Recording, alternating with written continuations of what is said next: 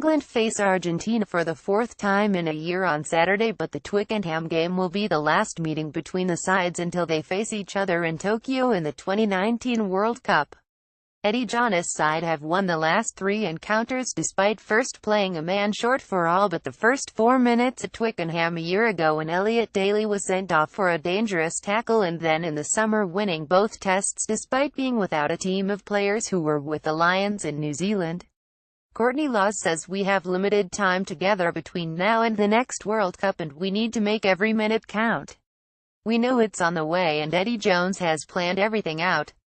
It all leads to the World Cup, but while we are counting down the games, we are not looking past the next one, which is against Argentina. Laws readily acknowledges England did not do very well at the 2015 World Cup, but that is a long time ago. We are focused on not wasting the opportunity we have in 2 years.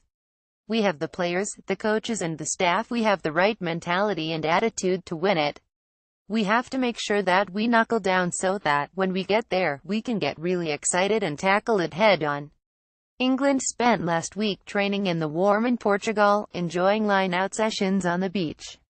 In typical Jones fashion, the setting may have been a resort, but it was no holiday for players who have been promised shock therapy in the build-up to the World Cup. We were up at 5:30 a.m. with the first session at 6 a.m., says Laws. We were wrestling by 6.30. A mixed martial artist named Deanne taught us some stuff that related to rugby and it always ended up with wrestling.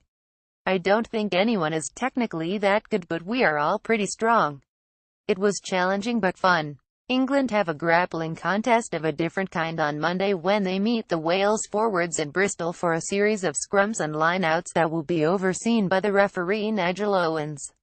It will be interesting, says Laws. It is a good idea, but we have to make sure that our egos do not get in the way.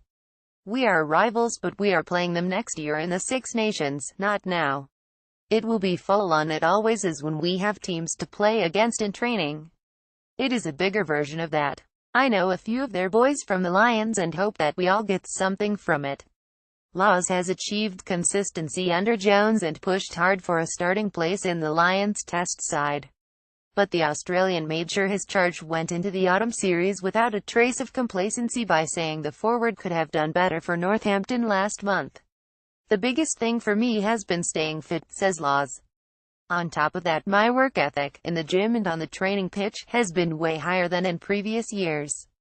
It has meant I have been able to do things I always knew I could but never managed to. I am older now and, where in the past shoulder problems got on top of me, my muscles seem to have matured. I enjoyed the Lions tour a lot and liked seeing what the other players were about from different nations. I know I have a lot to do with England in terms of getting in the team, and I can also learn a lot from the guys around me here. Perhaps my energy has dropped in terms of collisions and I need to get back on the wagon, but I feel my performances have been strong. I was ill with a virus for a couple of weeks, but I feel fresh now. I have had a long couple of seasons and it might have been exhaustion. I did not feel that good on the pitch for a couple of weeks, but I'll crack on. Laws is competing for a place in the second row with fellow Lions Maro Itoje and George Cruz, as well as Joe Launchbury, probably the player unluckiest to miss out on the trip to New Zealand, and Bath's Charlie Ewells. Laws played in the back row in the Six Nations, although Itoje wore number 6. I have been spoken of as a second row for now, says Laws. Because there are so many good locks, we are spilling out into the back row. Even launchers could play at 6. We could have a very big team.